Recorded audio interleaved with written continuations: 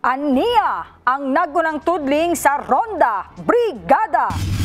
Sarangani Province ug Jensan walay damyo suman sa 6.4 magnitude nga linog. PBBM gitangtang na ang price cap sa bugas. SUV driver nga nalambigit sa hit and run sikop. Suspect nakabangga usab og tricycle.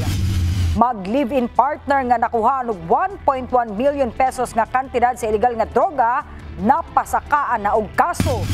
Og barangay kapitan sa Malungon dakpan human malambigit sa bangga.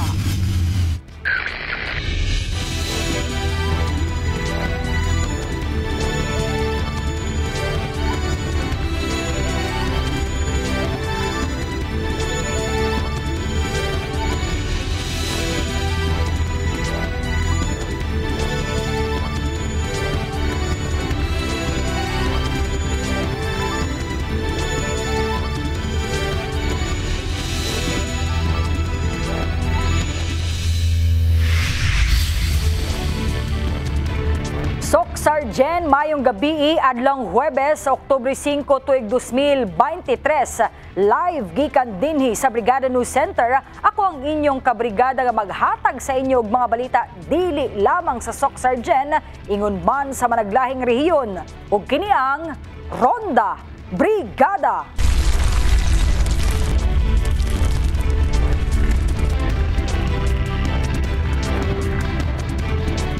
Gitayog og magnitude 6.4 nga linog ang Socsargen Region kagahapong adlaw, Oktubre 4 pasado alas 7 sa gabi. Gani nakuhaan sabog video ang sitwasyon sa mall goer sa Jensan. Ibrigada mo namimugpon.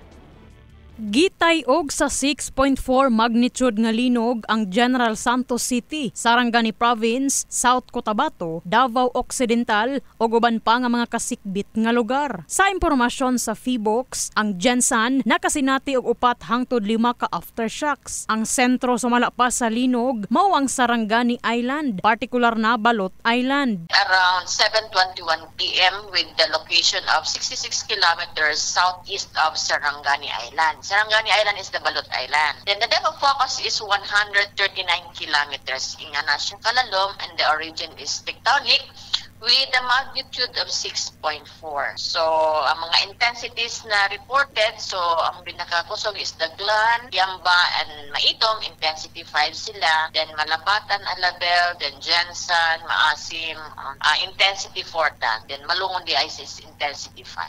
Gani, wala may issue ang buhatan og tsunami alert tungod kinahanglan usa nga maabot sa 6.5 magnitude ang usa ka linog una magdeklara niini. Wala ta nag-issue og tsunami alert tungod kay ang linog is lalong. So naga-issue ta og tsunami alert once ang linog is nasa shallow, ibig sabihin das 0 to 70 kilometers ang depth with a magnitude of 6.5 and above. So nito og gabi is 139 kilometers ang depth niya. So sumobra sa criteria and then wapod siya naabot sa magnitude nga 6.5 nga criteria pod nga mag-issue ta og tsunami alert. Apan bag-o pa man nahitabo ang linog, pasado alas 7 sa gabi Oktubre 4, usa ka residente sa barangay Fatima Jensan ang nakakita og daghang mananap nga nanggawas gikan sa tinapok nga mga bagol duol sa ilahang panimalay. Akato nga time to bagong maganap ang linog, daghan kayong mga ukok nga nanggawas. Ang gawas sa mga ukok daghan kain ko nga wala bayay joy makadetect sa linog kundi ang mga hayop lang, mga mananap. Mo to pagka ninggawas ko kay nagpalit kog itlog, pagbalik nako naabtan pag ko sa karsada namo na to naglinog na.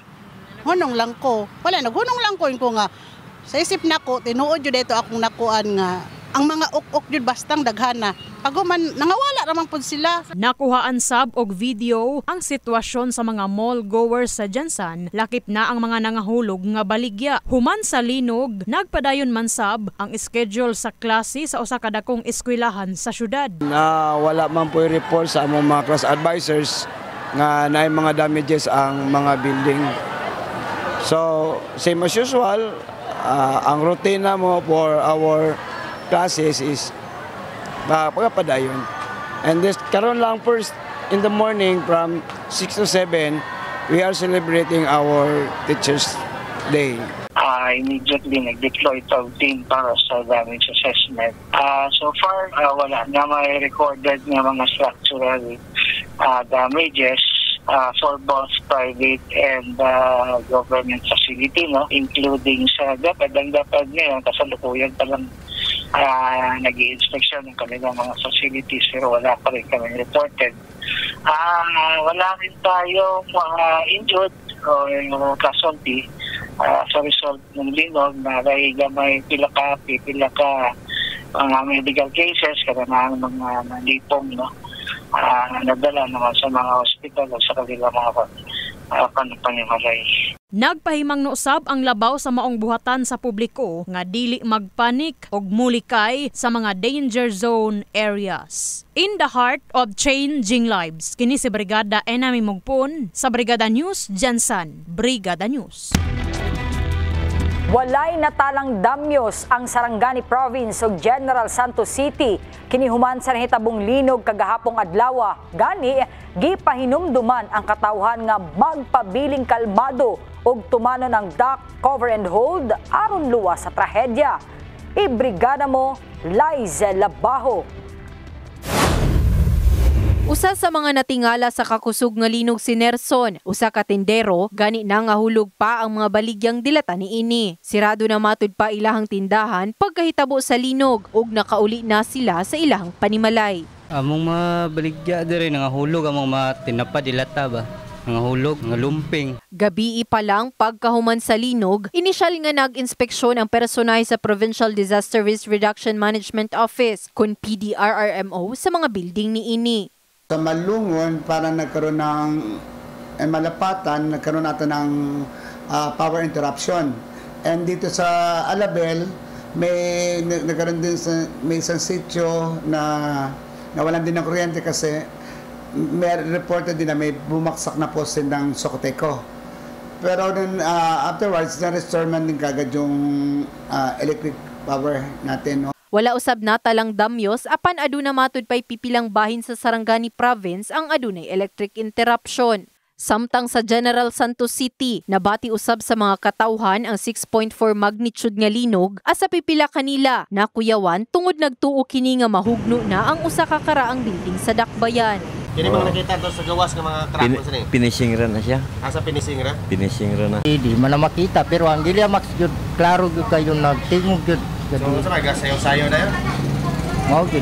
Okay, kuyawan ka? Kuyawan mi kay basi makon filmi ni dito mi dagan mi dito dagan. Oktubre 5 ning tuiga, nagkandak usab og building inspection ang personahe sa City Engineer's Office sa mga government facilities. Actually, ongoing naman. Nag-start naman itong mga teams. Actually, 14 ka teams initially. And then, mo-expand lang ni kung naay mga request for inspection. Mga ban nga mga facilities na to. So far, sir, sa mga feedback nila? So far, wala may nag-incur o damage sa to mga structures. Gani nagpahinumdum usab ang otoridad nga dili kalimtan ang dock cover and hold kung makasinati og linog ug magpabiling kalmado aron luwas sa mga insidente kung aduna may trahedya. In the heart of changing lives, kini si Brigada Liza Labajo sa Brigada News Jensen, Brigada News. Gilift na ni Pangulong Ferdinand Bongbong Marcos Jr. ang price cap sa bugas apan giklaro sa presidente nga wala kini magpasabot nga pasagdan niini ang sektor sa agrikultura ug magpadayon gihapon ang paghatag sa gobyerno og ayuda sa mga mag-uuma. Ibrigada mo Russell Jean Mantile. Gi-anunsyo ni Presidenteng Ferdinand Marcos Jr. ni adtong Miyerkules, Oktubre 4 ang pagtangtang sa price cap sa bugas. Kahinumduman, gipirmahan niini ang Executive Number 39 kun ang pagset og presyo nga 41 pesos per kilo sa regular milled rice og 45 peso sa wheel milled. Gani bisag gitanggal na ang kamanduan, nabati gihapon sa pipila ka rice retailer ang kalugi. Kaya farmers magangal man to kung magbumbo ang presyo. Di ba? Kaya tapos, dapat unahon nila itong abono, chemicals, krudo. Kaya mo, manang kinanglan sa mga farmers. Bago niya ibagsak ang palay. So, okay lang. Sa mo, okay lang man. Kung wala unto niya, di mas okay sa farmers. Pero kami gagakumpra raman mig bugas. Kung unsa mo ikumpra, baligya ra po namo sa ingana. Pero hindi na makaya ingato na presyo. Anaa sa 80 pesos, matag 25 kilos ang ilahang maginansya ug kaniadtong napatuman ang price cap. Anaa na lang matud pa sa 30 pesos ang maginansya. Kung mga paguman sa harvest, dapat ato saka sa magdown. Pagkato nga mga presyo, taas man kayo. Logi men, dako kayong logi na mo. Mga 300 bags wala akong logi. Magtag 100, 300. Ya wala pa may ayuda. Sa karon, problema kung unsay presyo karon, di man niya kaya nang ingana nga pa-down niya ang presyo. Wala may hapoy pulos to ma'am. Kanang ilahang ginahimo. Wala may hapoy pulos ma'am. Kaya kaming mga negosyante, kanang grabe sila pasalig nga mauna.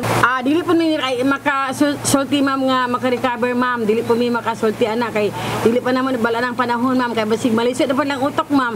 Maghiba na po silang laig adiya nga na po sila rason na po sila nga magpagawas na pundo kay ihatag na po sa mga tao nga lugi. Apan giklaro ni presidente nga wala kini nagpasabot nga pasagda niini ang sektor sa agrikultura ug magpadayon giyapon sila sa paghatag sa mga ayuda sa mga manguuma. Morning, si Secretary and one of the USECs announced it. So, I would assume immediately ba or what, no? But then anyway, as to that time, hindi ko maano, no? Siguro immediately or what, no? Something like that, ang effectivity, ana. But I could not ascertain, no, categorically, karon ba or tomorrow, bro. Sila tanawon ako with those pronouncements. Gani sa karon human sa pag-lift, posible matud pa nga mag-monitor ang DTI ug Department of Agriculture sa epekto sa pagtangtang sa EO. No more nga dapat isundo nila or what, so they are back to what was originally the price of that two variants sa atong rice nga ginapaligya. But anyway, may kuan po si City Agri as member sa Local Price Coordinating Council, the Department of Agriculture as devolved to the City Agri. So a member of the LPCC from the City Agri mentioned niya, they might be doing a monitoring to see kung ano magiging effect sa lifting of the EO. In the heart of changing lives, kini si Russell Jean Mantile sa Brigada News Gensan, Brigada News. Human giwagtang na ang price cap sa bugas, nagmahal na matud pa ang presyo niini. Gani sigon sa pipila ka mga rice retailer sa Gensan, nagadepende lang ang ilang presyo sa kantidad nga gitakda sa ilaha sa mga supplier. Ibrigada mo, Dani Kasi. Para sa rice retailer nga si Atoy, duha lang matud pa ang mamahimong kapaingnan sa pagwagtang ni PBBM sa price cap sa bugas, ang pagbagot-bot sa mga mamalitay ug ang pagkalipay sa mga supplier. Ang kaloroy nga mga end user kay imbis nga mo palit lag pulo ka kilo, mo usos gina. Imbis nga pulo may mo lag 8, 5. Gibutyag niini nga nagapanipis lamang sila nga mga retailers sa mga produkto makuha nila sa mga supplier. Mga gani kapalit rin, medya kilo, luy ba? Kanang mga libor-libor diya nga magtipid-tipid. Yang kami karon mangita gid may paagi maka-display mig barato. Si JB Salon, usa ka rice retailer na mahayag nga adunay posibilidad nga karong semana na lang sila makabaligya og tag 45 pesos nga kilo sa bugas. Sigon pa niini nga ginapahurot na lang nila ang karaan nilang napalit nga bugas alang sa maong presyo. Ang sa pagkaroon sir ba, napay nabilin sa mga 45. Pero basig kung mahubos na sa karon sunod semana basig wala na 45 batas nang taas na kay ang bugas karon. In the heart of changing lives, kini si Brigada Dani Kasi sa Brigada News Gensan. Brigada News.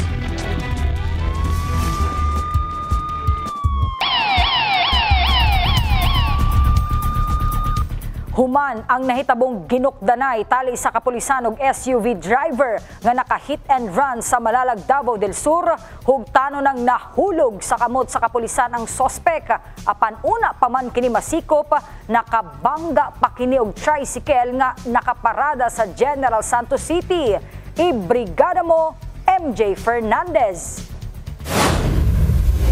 Nahulog sa kamot sa kapulisan ng usa ka SUV driver human malambigit kini sa hit and run sa Malalag, Davao del Sur og pagkaresulta sa bagabangga ngadto sa usa ka tricycle nga nakaparada lamang sa National Highway, Barangay Batumilong ning syudad. Subay sa report nga unang nabanggaan sa suspect nga si Bambra Buzar, ang motoristang nagpangalang si Roldan Monroyd, Miyerkules sa gabi sa Malalag, Davao del Sur. Apan kini ni sibat na report og gipailaw matud pa sa flash alarm ang Toyota SUV niini hangtod nga na monitor nga misulod na sa Malungon, Sarangani Province ang naasoy nga sospek og nasiplatan sa mga sakop sa Malungon Municipal Police Station. Nagpatigay na sa pagmonitor ang kapulisan sa Jansan sa maong sakinan hangtod nga nakabangga kini og tricycle human gisuluyang muikyas sa Jansan Police. Kining sakyanan nakabangga man dito sa Malungon, so nag-hit and run gigukod sa pulis sa taga Malungon. So pag-abot diya sa Chipwen kay na-intercept naman niya, so nibalik siya. So diya siguro mo musimang sa pikas na may tricycle nga nakaharang diya sa kanto. So mao na yang nabanggaan. Eksklusibo usab nga nakahinabi sa Brigada News Team ang tag-iya sa tricycle nga nabangga niini o gibutyag nga gidala na sa ospital ang kauban niini. Problema nagpanood ko dito sa ubos kay gibiyaan ako tong paghumangkon ako nga giingnan ako diri lang sa kulat lang kadiri kay magload ako. Nya mao to natingala ko nga nay ni kuan kabog ba. Mao to pagkakita nako nabanggaan di ay ako paghumangkon ako na nadala dito sa kuan sa subsergeant. Aminado og hugtanong giangkon usab sa suspect ang insidente o gibutyag nga nakulbaan lamang siya rason nga gisuluyan ni ining musibat. Kasi kinabahan ako talaga doon sa may maraming nagabol sa akin. Kinabahan ako doon kaya nga tumakbo ako. Naano ako ng mga pulis kaya nga sumuko ako. Na humingi ako ng paumanhin sa kanila kasi hindi ko naman talaga sinasadya kasi wala naman taong gusto makasagasan ng tao. Kasamtangang gikustodiya na sa Traffic Management Unit Jansan ng SUV driver og dagdang pasakaan og kasong reckless imprudence resulting to physical injury and damage to property. Sa maong buotan usab pagkahisgutan kung aduna bay areglo ang mahitabo tali sa duha ka partido og sa suspect. In the heart of changing lives, kini si MJ Fernandez sa Brigada News Jansan. Brigada News. Nagpabilin nga balhog sa selda sa Pendaton Police Station ang mag-live-in partner nga nasikop sa illegal drug buy-bust operation ug nakuhaan pa og 1.1 million pesos nga kantidad sa illegal nga droga. Lalaking sospek giangkong nagagamitan og illegal nga droga.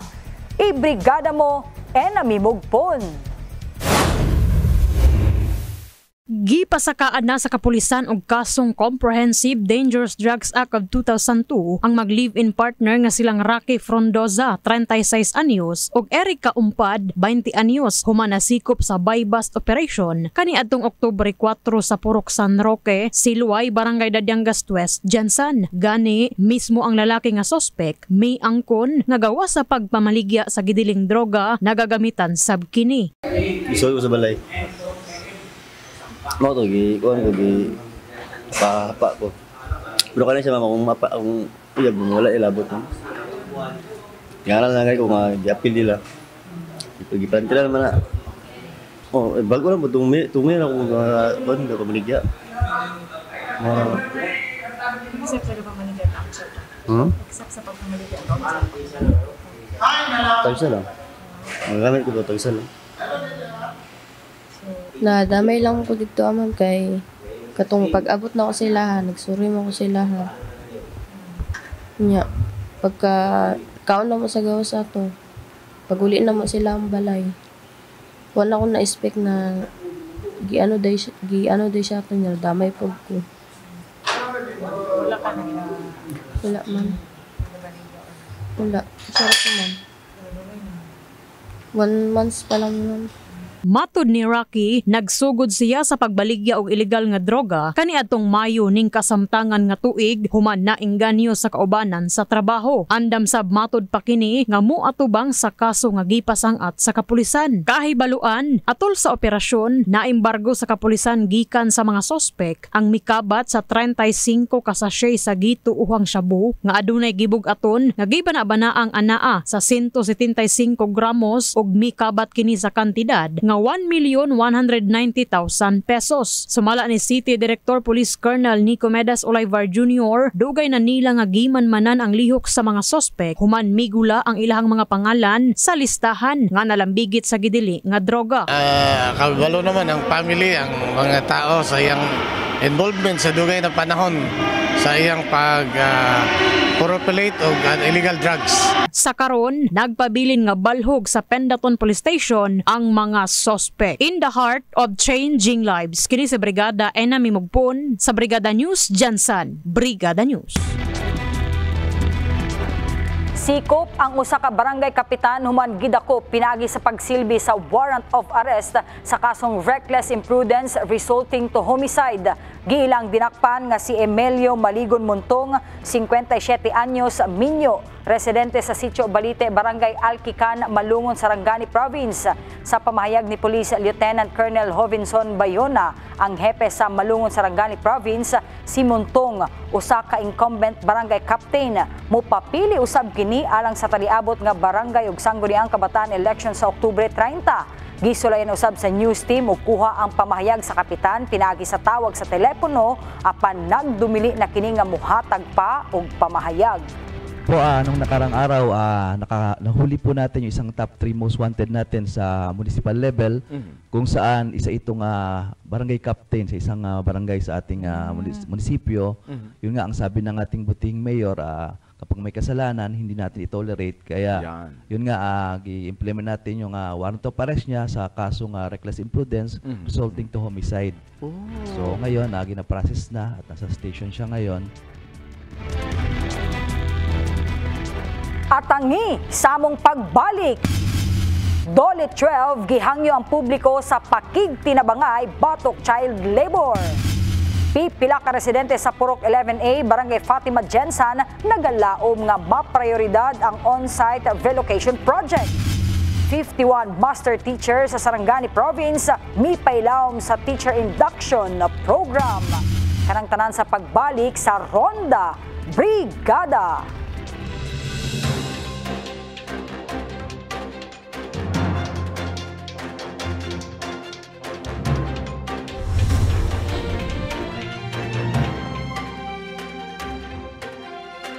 Gihangyo karon sa Department of Labor and Employment kon Dole 12 ang pakigtinabangay sa publiko aron batukan ang child labor. Kini human giangkon sa opisyal sa ahensya nga nagpabilin kining problema sa rehiyon. Ibrigada mo, Richel Gubalani. Kapit o sa pamuyo sa kabukirang bahin sa Kinamalapatan, Sarangani Province ang hinungdan sa pagpanrabaho sa Jensan sa usa ka minor de edad. Saysay ni alias Dong, 17 anyos, miundang siya sa pagtungha aron manrabaho og mapaeskwela ang iyang mga manghod. Kinigumikan dili pa igo ang kita sa mga ginikanan nga mga mag-uuma aron paeskwelahon silang upat ka magsuon. Sir, mag-stay sa bukid kay katapos sa pag-eskwela. Sa karon, padayon ang problema sa child labor. Kini ang rason sa panawagan sa Dole 12 sa publiko aron mahatagan kini og igong atensyon. Gani gi-reactivate usab sa buhatan ang Regional Council Against Child Labor. Tanaw po nato sa karakter sa Region 12, agriculture, natay fisheries, okay, natay plantation, natay mining, natay uban pang mga mga kabataan kung mahimo ma-appeal sa mga ginikanan nga magtrabaho para sa ilahang mga buhi. Mo na push na to nga pati ang mga bata mo trabaho.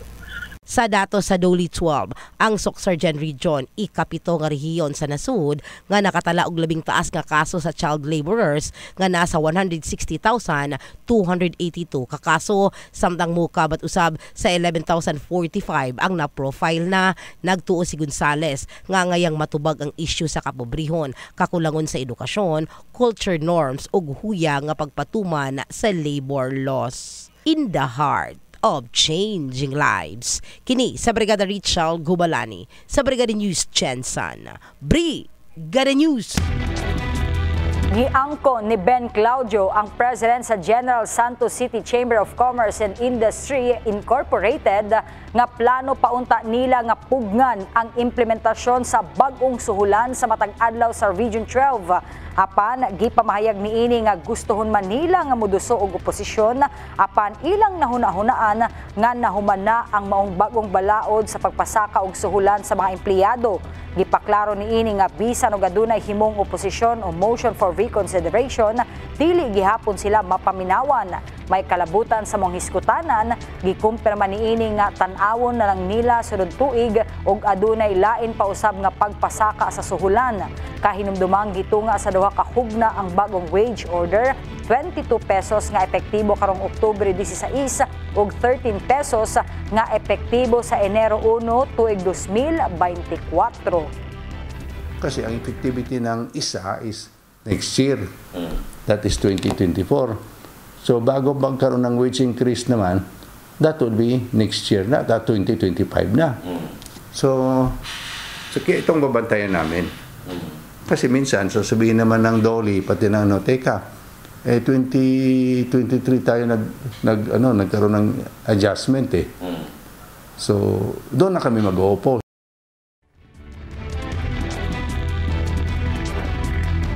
Nagpadayon ang profiling sa City Housing and Management Office sa mga nagpuyo sa Purok 11A, Lower ug Upper Barangay Fatima atol sa on-site relocation resettlement project. Gani, malaumon ang ubang residente sa lugar nga maprioridad sa mga proyekto.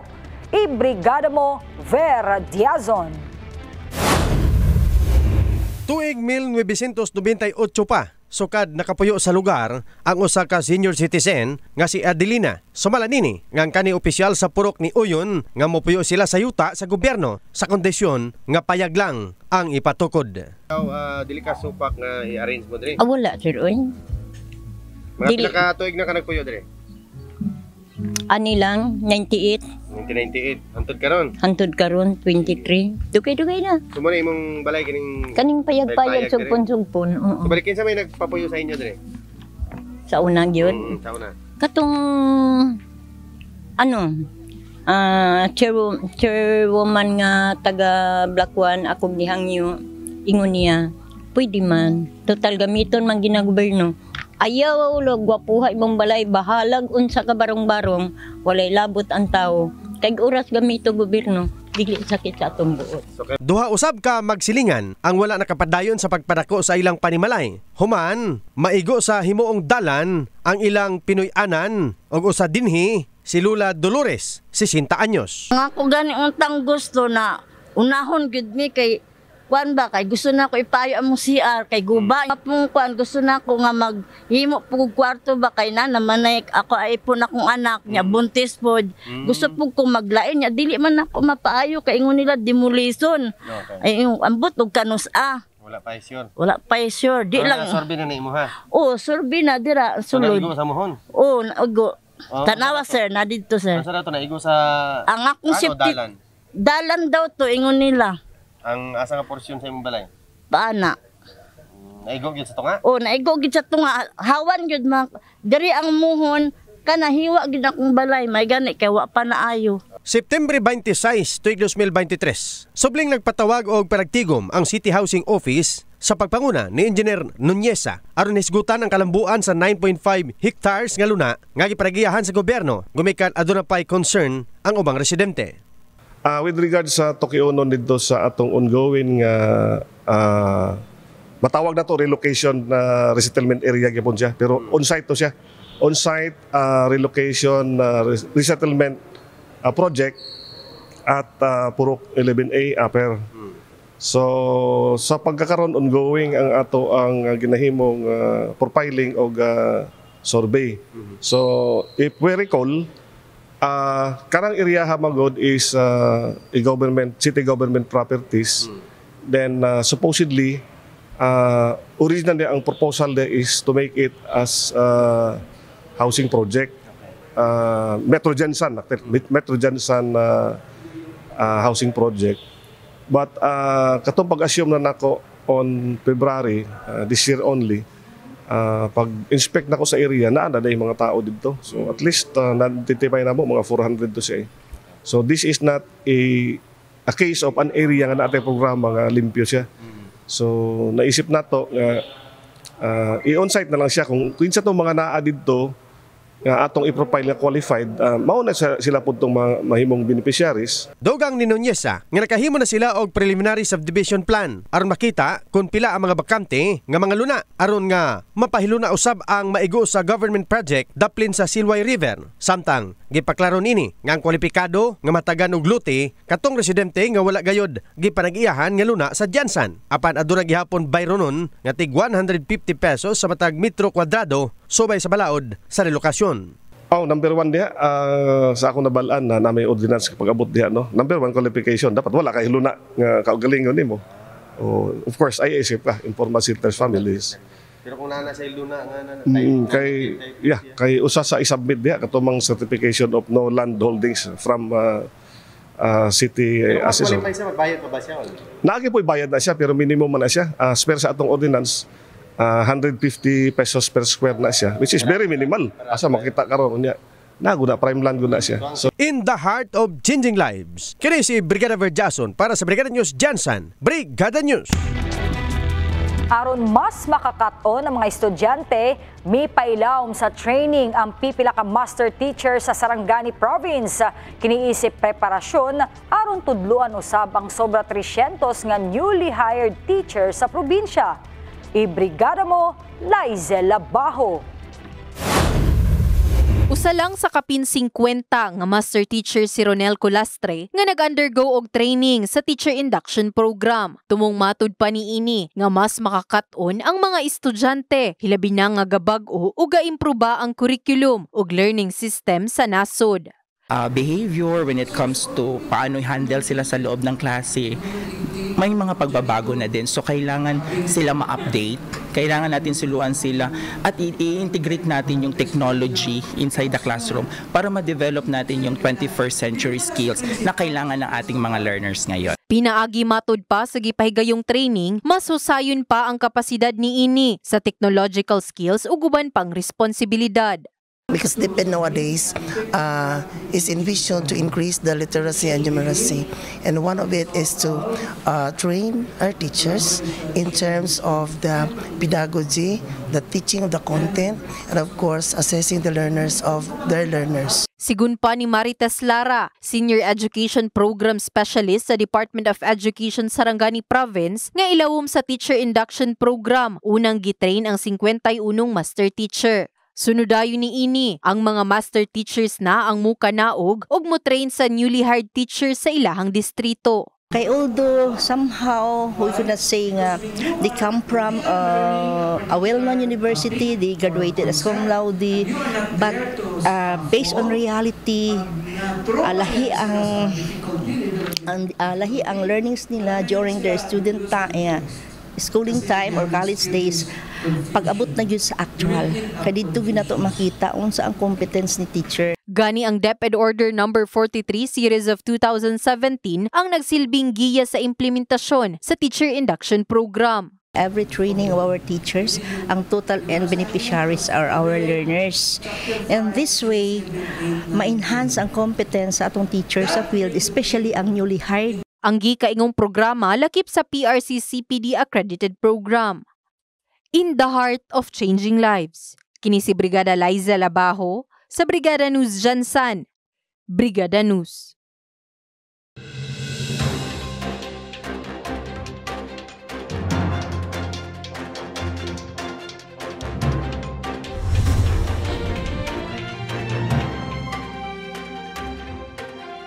Nagpahinumdom ang simbahang Katoliko sa katawhan sa sakto nga pag-amuma ug pagprotekta sa kinaiyahan batok climate change. Ibrigada mo, Russell Jean Mantile. Gipahinumdom sa simbahang Katoliko ang importansya sa pag-amuma sa kinaiyahan. Kinihuman masuta sa dugay nga panahon nga dako na ang nahimong epekto sa krisis o climate change. Pinaagi sa usa ka aktibidad, gitigom ang kapin 500 ka mga social action group gikan sa nagkadaiyang bahin sa Mindanao aron nga ma-address kung asa nga mga lugar ang grabing naapektuhan. Mao ni nga ang tibuok Mindanao ni uban sa amuang kausa para ipakita sa katawhan nga ngayon jud ampingan ang Mother Earth. Daigo na to ang binuhatan sa Diyos. Nakita naman ninyo nga ang titulo namo is sa lakyag. Kana nga pulong iyag yun na sa kinatibuk-an diri nga mga lumad. Puting nun nga ang simbahan kami nagalawig, nagalakaw para sa ikaayo sa hinimo sa Diyos o kita tong sinaligan steward. Sumala pa ni Bishop Cirilo Casikas, Diocese of Marbel. Ang aktibidad alayon usab sa selebrasyon sa Season of Creation nga adunay temang Let Justice and Peace Flow in Mindanao, Uphold the Right of Nature and People. Ang katawhan adunay dakong parte sa pag-amping sa tanang buhat sa labaw nga makagagahom. Laking hamon, no? Parang tingnan natin ang liit-liit natin.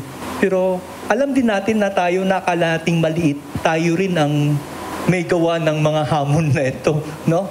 Ang ugat ng mga iba-ibang problema sa kalikasan ay bunga ng mga pinagagawa, pag-iisip ng tao na minsan ay lumalabas doon sa mga pulisiya, batas at pamamaraan ng lipunan. Tayo din ang may malaking papel na harapin ito. I'm sure here in Soksargen or Kidmako area, you can still see a lot of not yet damaged or and then preserved beauty of creation. By exposing the young people to the beauty of creation, they will not only appreciate but love.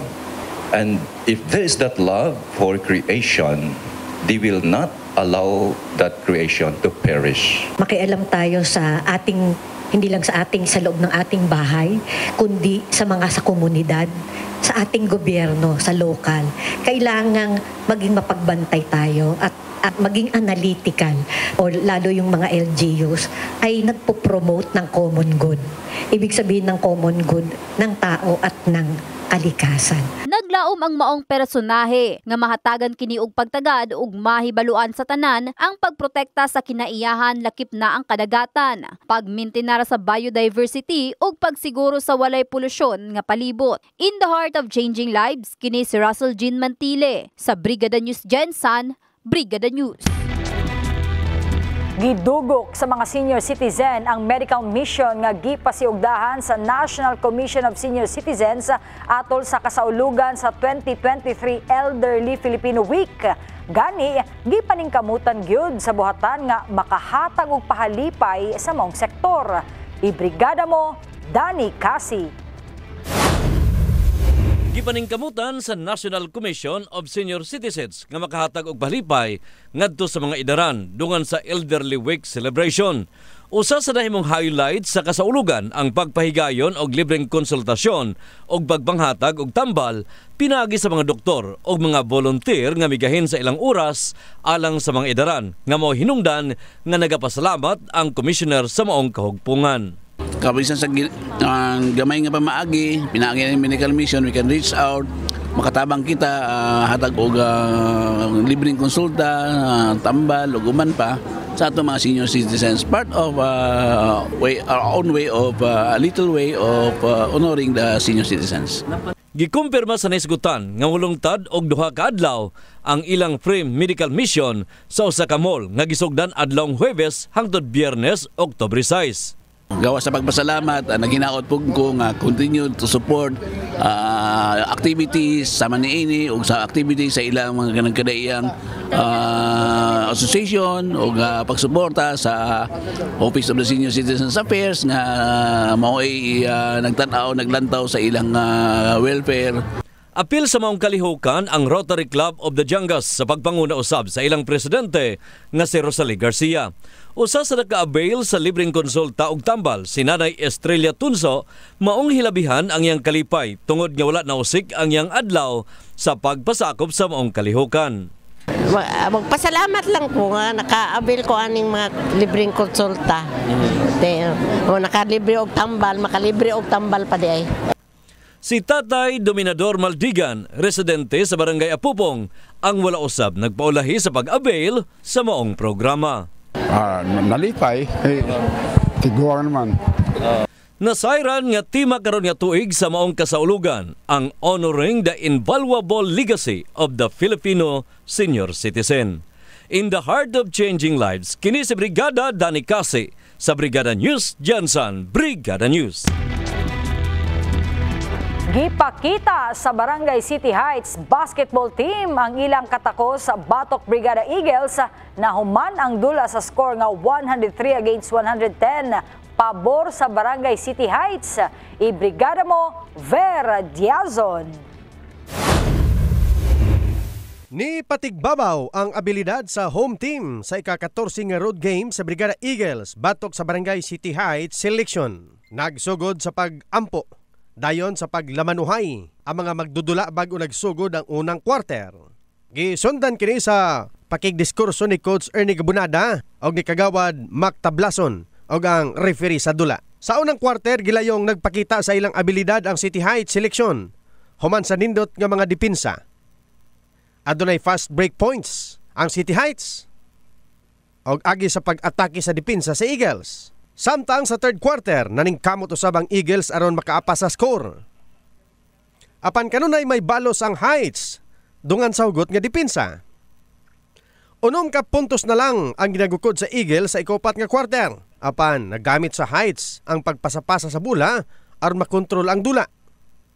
Hangtod na human ang dula sa score nga 110-103 pabor sa Heights. Human sa dula naghatag sa ilang pahayag ang mga magdudula. Ginagawa talaga namin na kalakasan para mananalo pero sobrang lakas nila eh. Ginawa namin lahat na team ko na do my best na magandang laro. At saka kailangan namin iinom pa ng Dry Max para lalong lalakas pa kami. At saka yun lang. Pag tanong ako sa dula aron is very friendship and physical pod. Salamat pod kay Sir Kagawad o kay Sir Baste sa nagpadula o sa brigada. Samtang nagpasalamat si Kagawad Mac Tablason sa higayon nga gihatag sa Brigada Eagles alang sa kasadyaan sa ilang piyesta. Unang-una, dagan kayong salamat sa Brigada Jensa no, sa pagpaunlak sa among imbitasyon no, nga isa sa among selebrasyon sa karong pesta October 7. So sa game no, lingaw pod among mga players nalingaw. So mga ang team Brigada nakita po nako ang ilang paningkamot. So hapit gapon mi mapildi. So kato dagan kayong salamat sa akong mga kauban. Kaway-kaway mga kauban, kaway-kaway. Og sa siyempre kauban mga referee Nadia, SBP. In the heart of changing lives, kini si Brigada Verjason para sa Brigada News Jansan, Brigada News.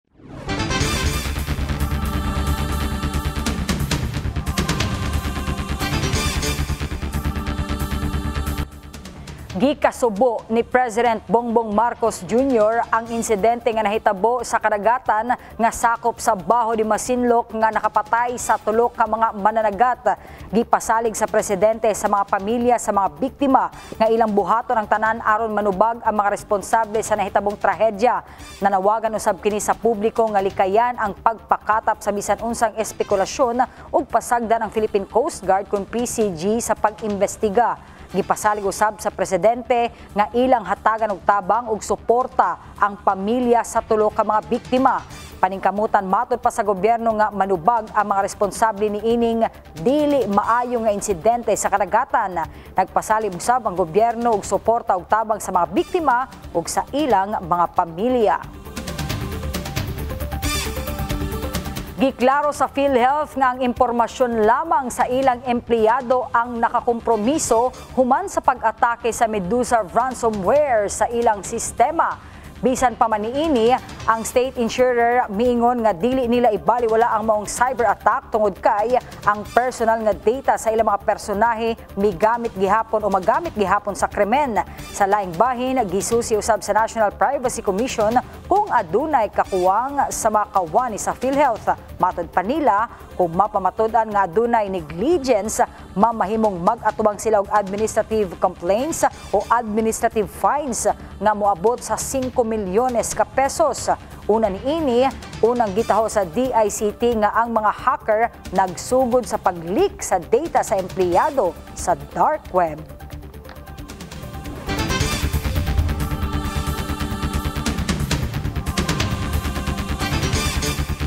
Kapin sa 23 ka mga sundalo sa India ang nawala human sa makusog nga baha tungod sa walay puas nga pag-ulan sa Bukirong bahin sa aminahang sidlakang bahin sa estado sa Sikkim. Sa gipagawas nga pamahayag sa Indian Army, adunay baha tungod sa kalit nga pag-ulan sa Lunak Lake. Ang grupo usab miingon nga ang tubig nga gipagawas gikan sa Chungthang Dam ang hinungdan. Ang Lunak Lake anaa sa tiilan sa usa ka glacier nga naglibot sa Kangchenjunga, ang ikatulo nga pinakataas nga bukid sa kalibutan.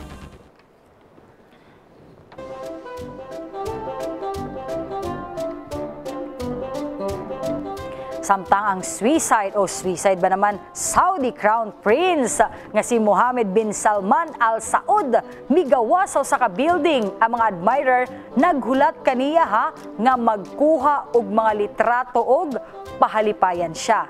Pero usa sa nagpaabot kaniya ang usa ka batang lalaki nga gikugos sa iyang amahan. Sa diyang nagkita na ang duha, ni-request na siya nga magpakuha og hulagway og nakita sa video nga murag adunay gihunghungan nga prinsipe.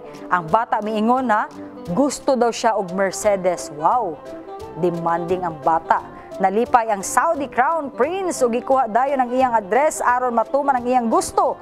Nakuratan ang tanan tungod kay sakalit lang aduna nay mahalong sakyanan ang bata.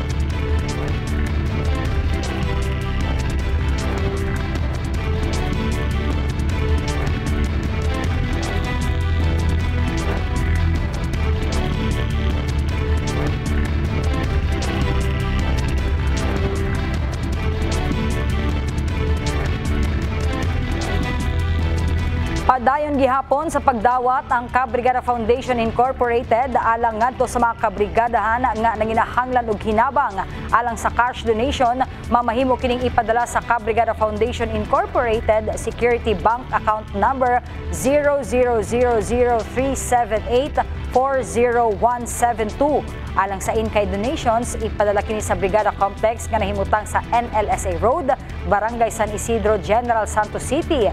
Sa mga gustong mahimong Brigada Volunteer, pwedeng mudangop dinhi sa estasyon o magpalista. Mga kabrigada, nganong kinahanglan man nga i-boost ang testosterone level sa mga kalalakinan, kini aron ma-achieve ang strong erection ug high sex drive, good mood perme, confident, healthy heart, mental focus, increased sa muscle mass, maximum athletic performance ug high energy level. Inom og Drive Max capsule para sa lalaking laging umaangat. Mga kabrigada, karong adlaw usa ka espesyal nga adlaw alang sa usa ka espesyal pod nga tawo diri sa Brigada Media Group. Happy birthday diay sa amoang broadcast manager nga si Christian J. Bentayo. Yan, happy birthday Sir CJ. Sana'y mabusog mo kami. Og happy birthday pod no kay Ma'am Jennifer Solis. Ayan.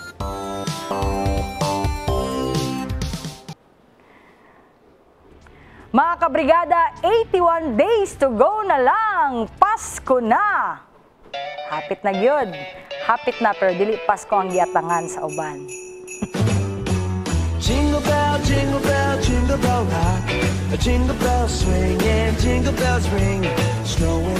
Mao ka na ang naglangkob sa Ronda Brigada karong adlang Huwebes. Mga istoryang 24 oras nga gitutukan sa news team sa Brigada TV. Kinatibuk ang pagserbisyo hatod alang sa publiko. Walay salong bakak, tanan alang sa kamatuuran. Ako si Brigada Grace Cortez, in the heart of changing lives, ug kini ang Ronda Brigada. Time is a swell time.